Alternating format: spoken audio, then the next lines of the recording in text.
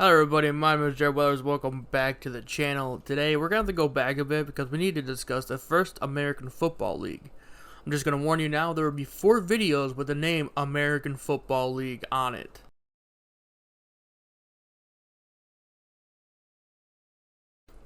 Following the controversial ending of the 1925 NFL season, Red Grange's agent C.C. Pyle created the first American Football League.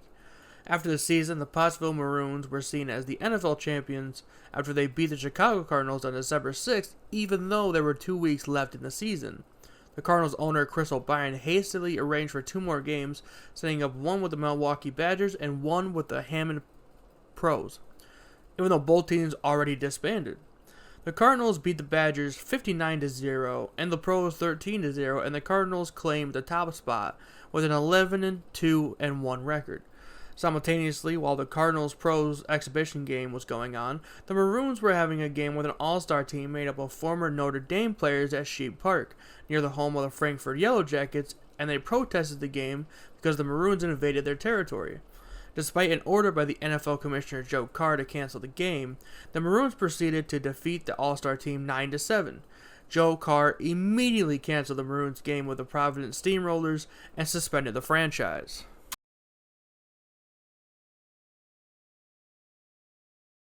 The Boston Bulldogs. The Bulldogs were coached by Herb Tree. The Bulldogs were Boston's first professional football team. Starting out in financial difficulty, the team folded in November 1926 after only 6 games. The team had a lack of stars and a lack of offense, doomed the franchise as it averaged 3 points a game.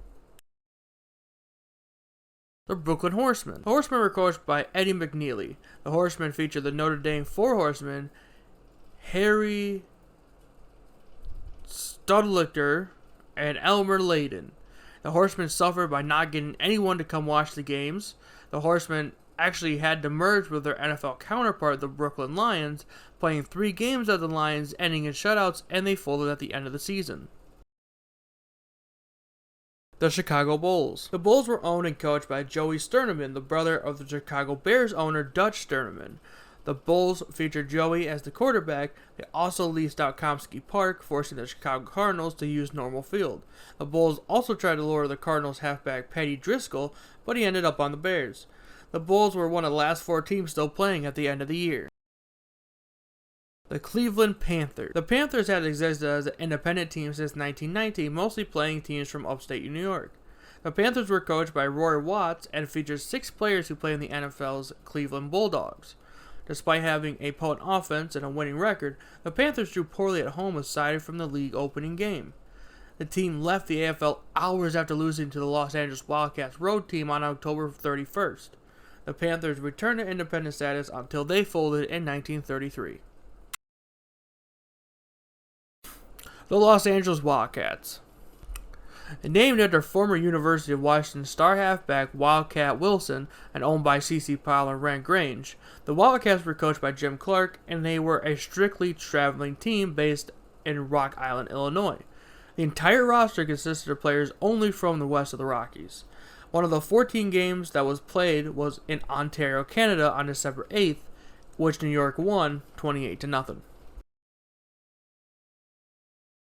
The Newark Bears. Owned by the New Jersey Athletic Association and coached by Hal Hansen, the Bears featured a backfield consisting of players who attended college in Georgia at Georgia Tech and Oglethorpe College.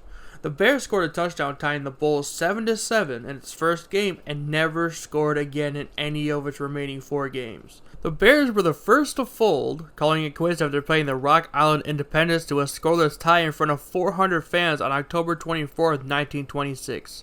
For its final game, Newark changed its name to the Demons. The New York Yankees. The Yankees were coached by Ralph Scott and showcased Red Grange at halfback, George Peace at quarterback, and Eddie Tryon at wingback. While the rest of the league were starved at turnstiles, the Yankees were a consistent draw. The Yankees were the only team to outlive the league and join the NFL as a continuation of the just-defunct Brooklyn franchise for the 1927 season. The Philadelphia Quakers. The Quakers were a revival of an independent team that played 1 season in 1921. The Quakers were owned by Leo Conway and coached by Bob Folwell. the Quakers were the AFL's only champion, ending the season 8-2.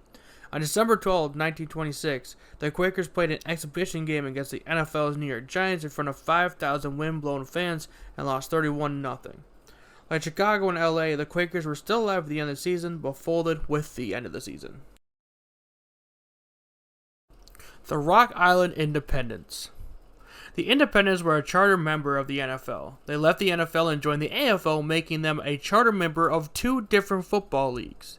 They played their first 3 games at Rock Island, but after this, they became a traveling team and folded on November 1st, 1926.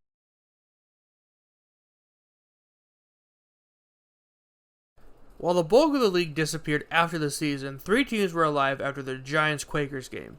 The Brooklyn Horsemen disbanded after the last NFL game, however the league never withdrew or canceled the team.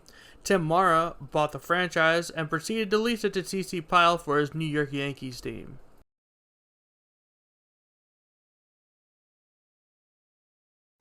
If you guys like this video, please subscribe. While I like doing this series and talking about football, the next video has some serious warnings, and when that comes out, you'll know why.